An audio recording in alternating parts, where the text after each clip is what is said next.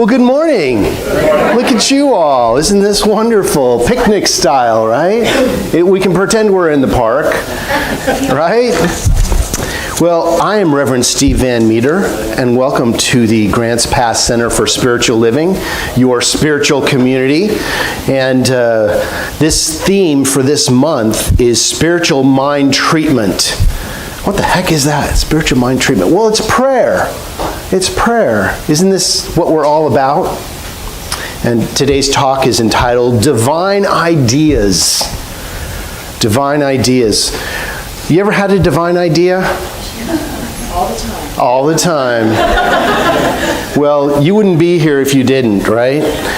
Our whole consciousness is alive, awake, and aware. You were having divine ideas before you even were born. Actually, you made a decision to have a divine idea, and the divine, as you, united as one and decided to come into this thing called life. You had something you wanted to do, something incredible, and you decided to squeeze yourself into this spacesuit, right? To manifest in this plane of existence, and here you are. Yay! Yay! That's why life is such a celebration, and it should be. The divine is literally impregnated with divine ideas all the time. And the only way that it can be birthed is by means of you and me. That's why it says that we are the hands and feet of the divine. What if you knew that you were a dream that God was having? Think about it. You are a dream that God is having. I like to say you're an event that God is having, because I'm an event person. I'm all about events. I love parties. I love planning parties. So, how's the catering doing at your party? I mean, really, we're going to have some awesome pizza today, right? But how's the catering in your life? How are you spiritually feeding your divine idea? You know, just checking in. This isn't to say it's good or bad. It's just to check in. How are you doing? Today, I expect new ideas to flow into me. We all do. We all have. You had a divine idea to dress up and come here this morning, right? Or you would be somewhere else. That was a divine idea. Do you expect to meet new people every day? Sometimes, not always. But I expect that even the people that I know that I meet, it will be a new experience with them. That's why we hug. It's like, oh, you made it through life enough to be here again. You know, this is why pets greet us with such love. They're like, oh, you made it through the world again. You're back to feed me. It's like they wag their whole body because they love you so much, right? I went to my 37th high school reunion. I was actually with the class of 83 did theirs, and I tagged along because I knew some people. And boy, what an interesting experience that is, right? It's like you know these people, but it's like, I just can't remember, you know? Some people I remember, but some people you just, you sense that you know them, but you don't really, but you re-meet them, and you rehash old times, and you bring up old names, and they all remember, so you know that they are part of your clan, right? It's a very interesting experience. I got to spend some time with my dad, celebrate his 89th birthday. Is that crazy or what?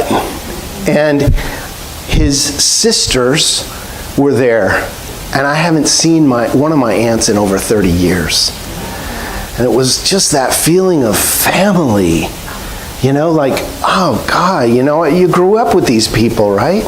That's how I feel when I come to church. I'm like, oh, my family, you know, don't you feel that way? These are people, I mean, you are my people.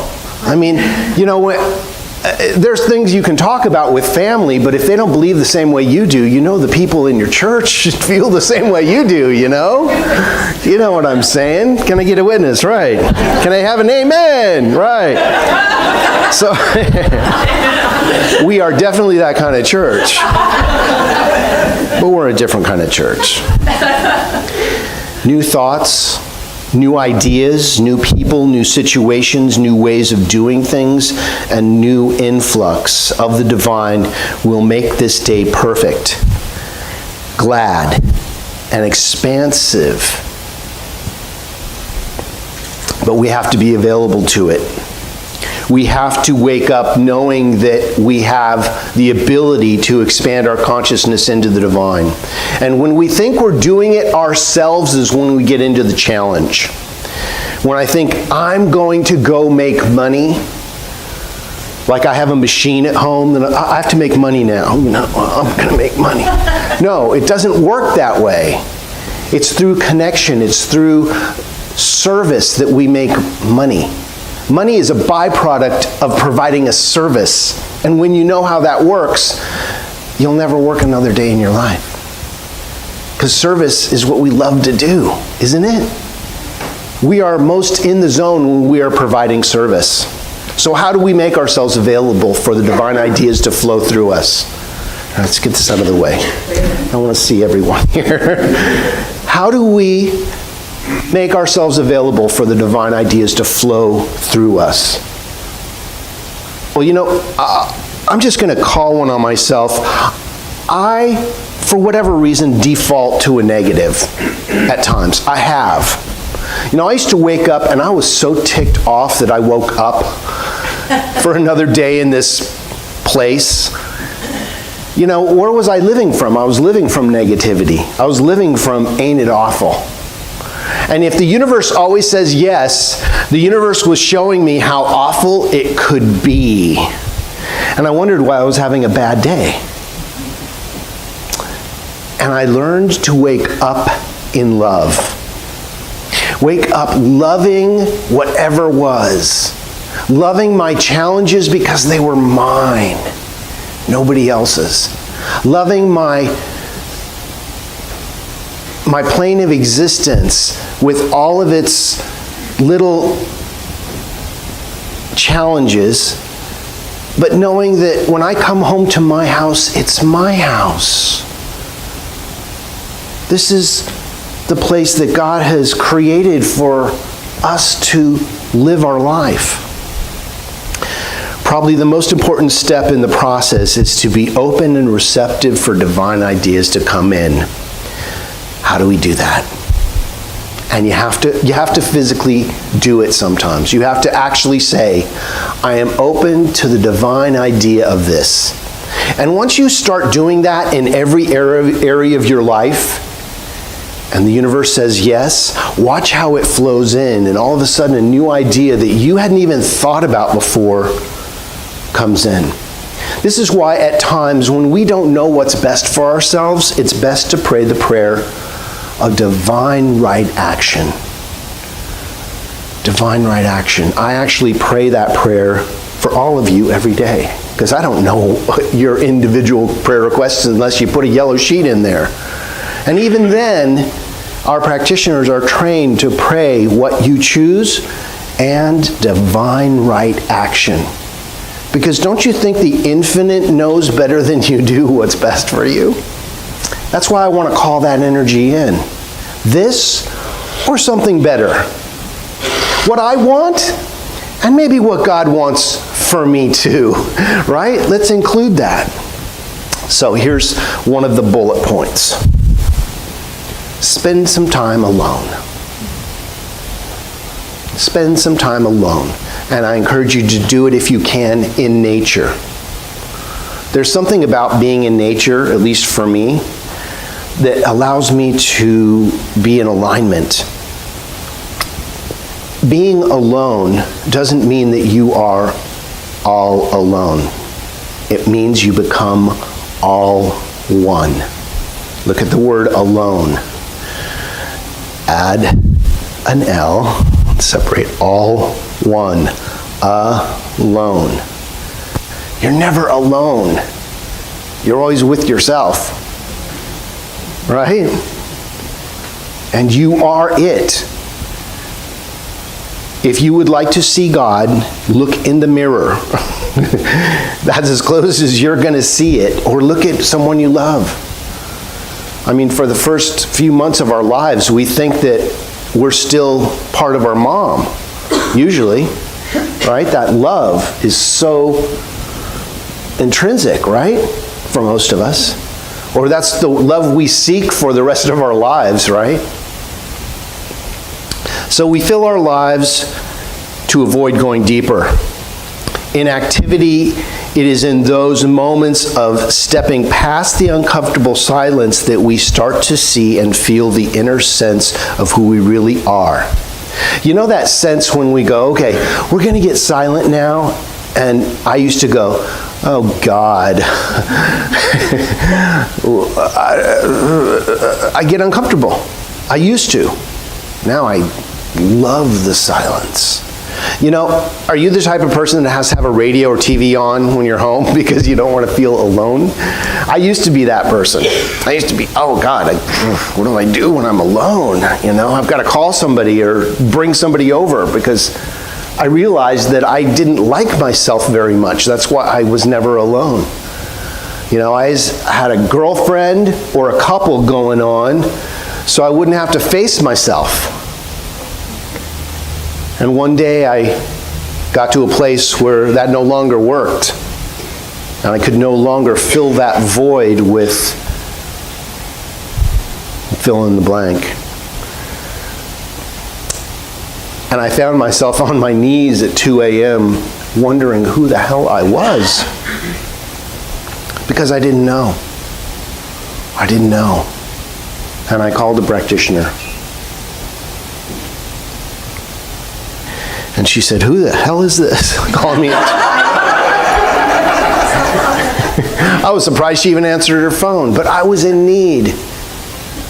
And she said to call her anytime. She's a practitioner. God bless her.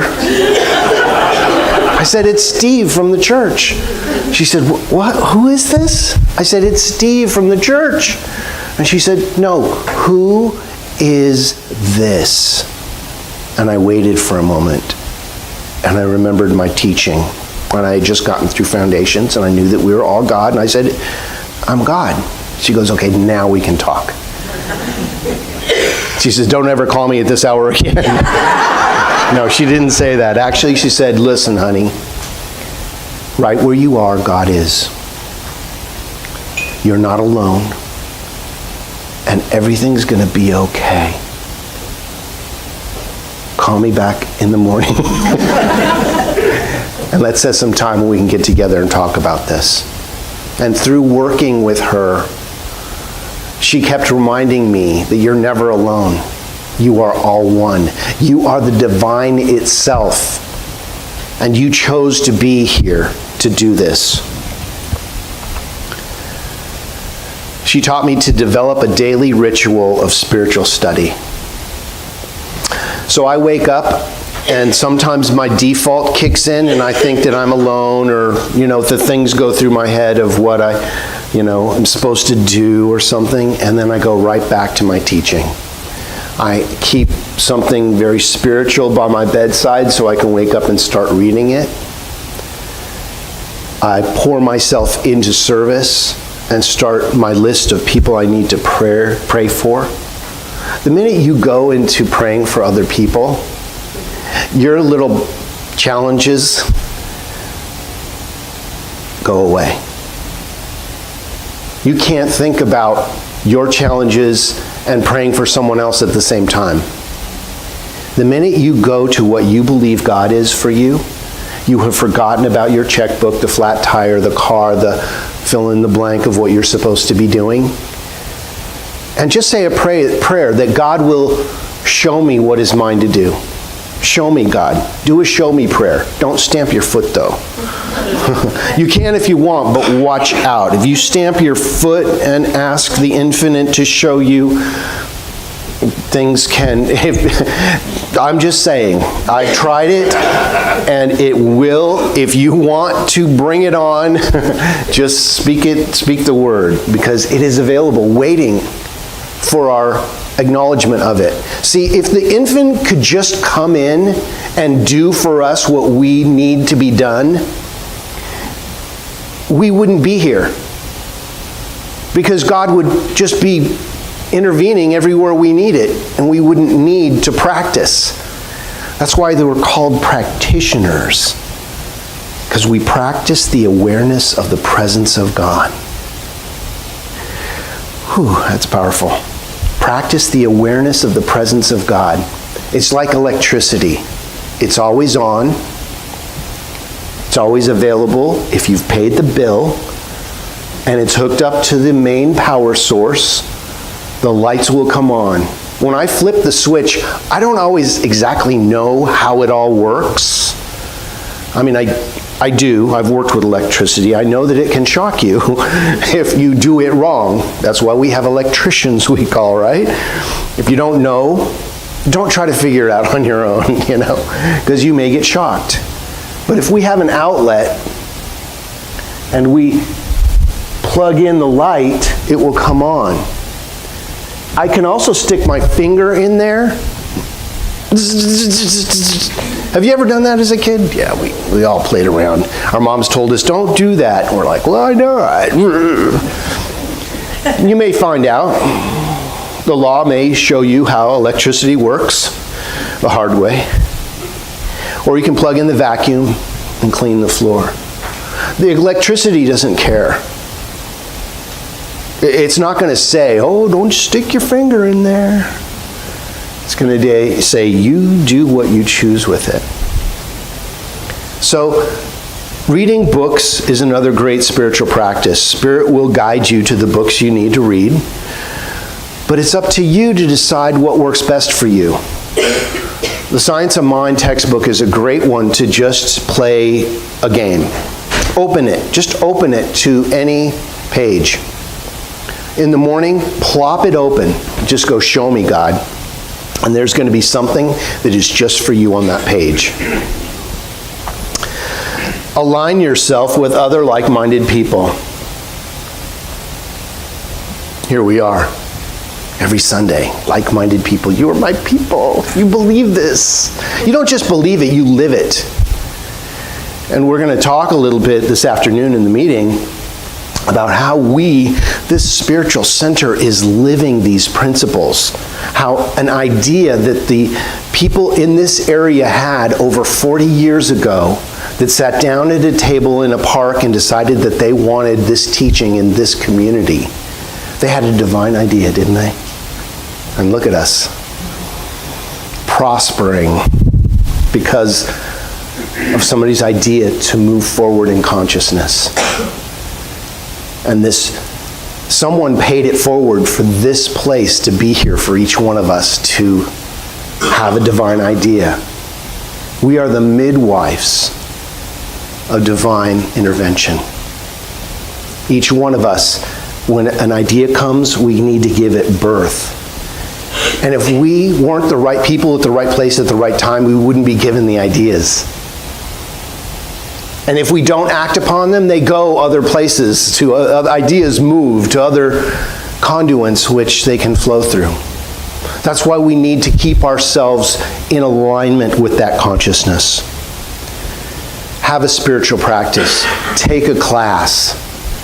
Become a practitioner.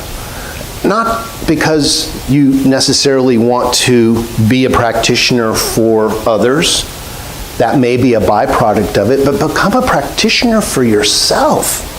Don't you want, when I first started to become a practitioner, I didn't want to be in service. I wanted the knowledge, right? I wanted my life to turn around, I wanted stuff, and I wanted people, and I wanted love, and, I wanted. And what I learned was, from my want, I was wanting more. The universe was saying, yes, let me show you how much you want it. I was demonstrating perfectly by not demonstrating. And once I realized that I am it, everything turned around, and the divine ideas all of a sudden show up in different ways.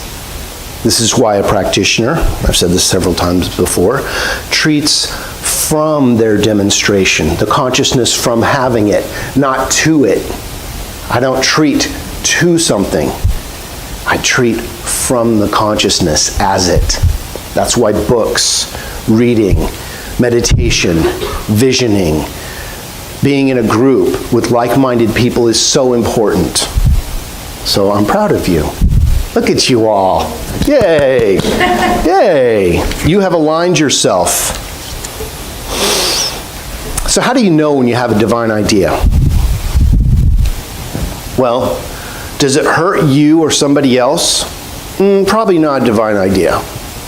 There's no pain involved in a divine idea. The only pain is possibly in letting something go that no longer serves you. You know, when I heard that the stuff that I wanted in my life couldn't come in because the stuff I didn't want was taking its place, I was like, oh, you mean I gotta move some things out of my life that no longer serve me? I was like, no, that's my stuff. I know it's challenging to me, but it's my stuff. I had to let go and be willing to open to the divine idea. Can we do that?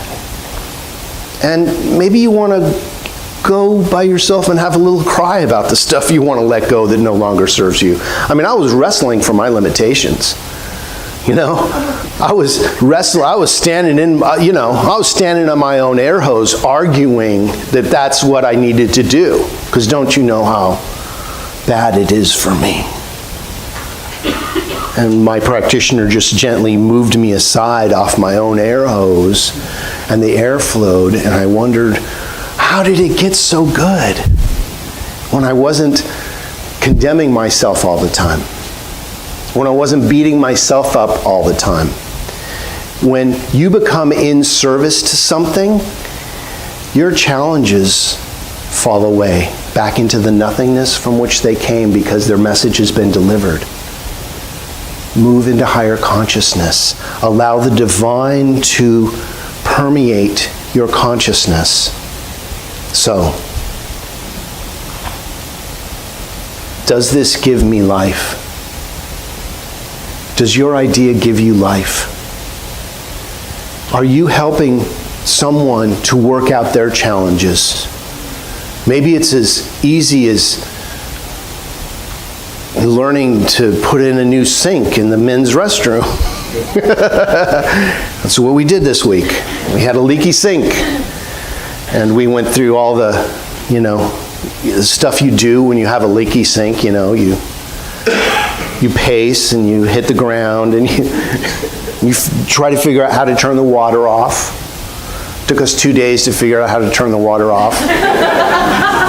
Because they had done this construction out here, and they moved our water has 2 different on-off valves.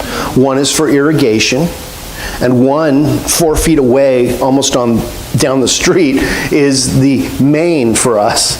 So we're turning the one for irrigation, and the water's running all over the place. It doesn't work. So even the city, when they came out, had to call to figure out. So I was like, okay, it's not us. All right, we did all we could, right? But we figured it out. A lot of prayer going on. Once we got it figured out, it was only a couple hours till we got the new sink in and, figured out how to, 5 trips to the hardware store later. You know how it goes, right? But we fixed the sink. It was a miracle. I like to thank Smitty for being my angel to hold my hand through that, or I held his, however it went. Together, we fixed the sink, I made calls to Richard, hey, how do you turn the water off? He's like, it's the one on the street. I'm like, I turned it. It's still going off. But you see the progression of how we walk through our challenges. Think about the challenges you've had that you tried to fix and the water was still on. Right? Know what I mean? What do you do when the water's flowing? You pray. You call 911.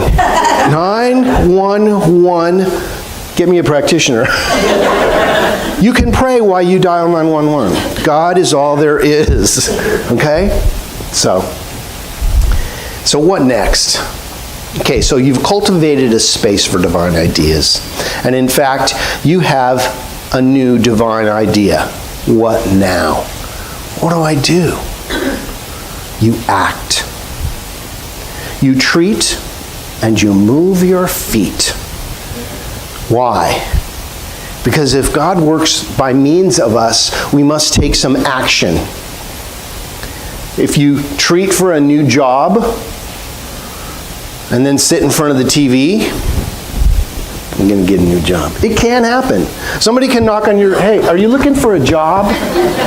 It can happen. But, if you fill out an application and maybe get a resume together and put it out to some people and let them know you're looking for a job, you've just upped your chances, right? We all know that. So what is your situation right now that you haven't invited the divine idea into yet? And I'm not saying it to call anybody out. I'm calling it because I need it called out. I got stuff in my life that, somebody will say to me, well, have you prayed on it? Let me call you right back. It's like when you call tech support, and they're like, is your computer plugged in? Let me call you right back. Okay, now we're getting somewhere. All the circuits are flowing, right? So what is your ministry? You are a minister of your life. You signed a contract, if you know it or not, to be in this plane of existence, in the body you chose, with the situations you have. You signed a contract that you wanted to do something, or you wouldn't be here. God doesn't make any extra parts. God doesn't make any junk. What's your contract? What's your ministry? Again, this isn't to call anybody out. This is just to identify that we all have divine ideas and reasons for why we're here. This is huge. We are the miracles of this world. We are each other's keeper. We are each other's angels. I'm here to just say, I'm here for you. Whatever your divine idea is, I support you. 100,000%. Whatever it is, call me and I will know that truth for you. Put a prayer request in and pretend it's already done. And watch what happens. I know there's some people that won't put one in because they think something will happen. Right? I've been there. I like my limitations. Let me argue about them.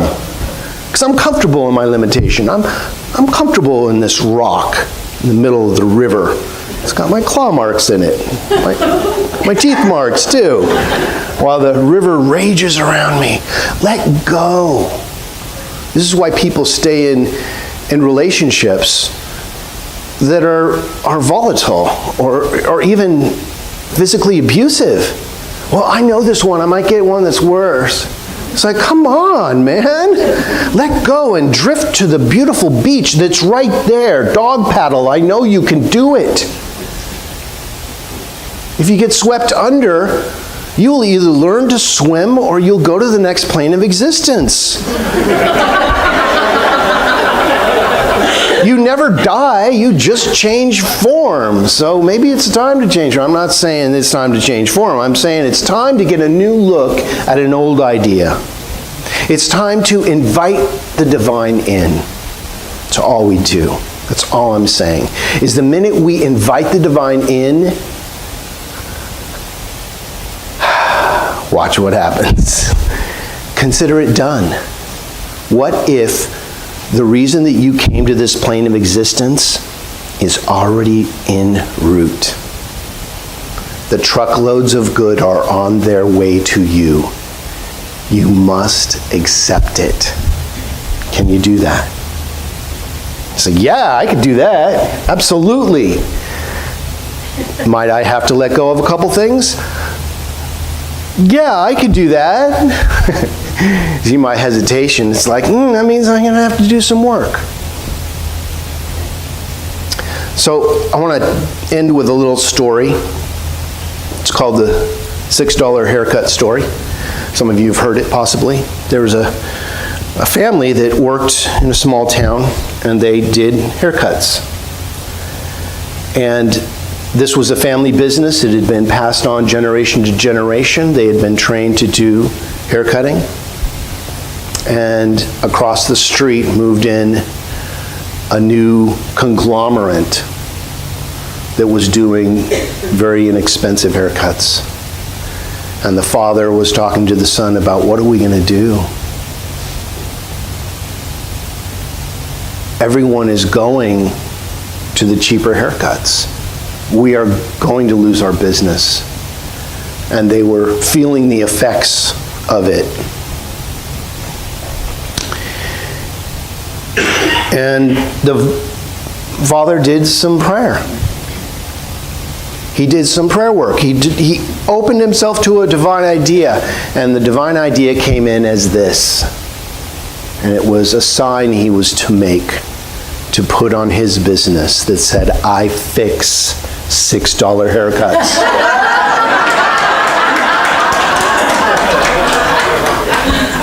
They had more business than they knew what to do with. They sent the other store out of business, unfortunately, but if it's not meant to be, we'll leave signs. So, in conclusion, we must know that the doorway of opportunity is never closed. If it is, we shut it. If someone wrote you a pink slip, write yourself a green slip somewhere else, baby. Because there's somewhere else you're supposed to be expressing. As my dad taught me, as I was pushing against life so hard to make it happen, he said, Steve, take a step back. The door opens in. Don't push against if you find resistance somewhere, that means there's another way. That's all it's telling you. It doesn't mean you continue to resist. Resist not error. Resist not evil. If it is not the right way, it doesn't mean you don't work to get it done. It means you don't spend extra energy trying to make something happen that's not yours to do. Take a step back. Do your prayer work. Call a practitioner. And know that you are the divine idea whose time has come. And so it is.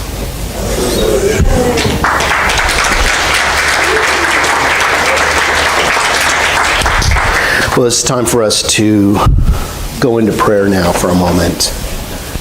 Let's just remember who we are. So I invite you to bring to the forefront of your consciousness whatever you believe the power that created you is. This is your business. This is your own experience. You can call it Christ, you can call it Goddess, Great Spirit, scientific energetic power, source energy, love. But that's your business, whatever you choose to call it. But I think we can agree that there is a power. There is a divine energetic working in some way. As we stand before the ocean and watch the waves crash, I know that I'm not doing that, but there is a power that is. Each one of our bodies has things going on. Our hearts are beating, our lungs are breathing, and we're not making that happen ourselves. All the right cells are being moved to the right place to cause healing within our bodies. Each one of us is divine in that way. So whatever you're working with today, whatever your situation is, I invite you to give it over to that same power. Move into the energy of the absolute, that it is happening, that you are healed now. Move into that energy of love beyond the challenge that allows you to know that it is good and very good. As we release our grip on the rock in the middle of the river, there is a floating, an ease, a grace to our newfound consciousness. And everything in life drifts perfectly to us, supporting us, loving us, moving us in the right direction of our dreams. Because I know that for whatever reason each one of us has come here, that we are on the right path. Something is working. And as we move our consciousness to what we believe the power of the infinite is and release the attachment to whatever the challenge was, we move into God. And God moves into us because we are one and the same. There is only one of us here. It is the power of creation, and you are it. How good it is to know that love of the universe supports us with our divine ideas, and it is already so. So with that love, we give great thanksgiving.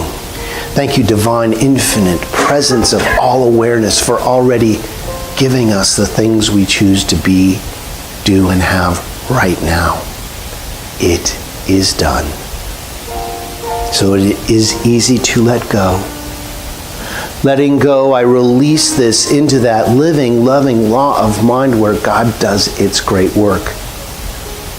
And with this we say together, and so it is. Amen.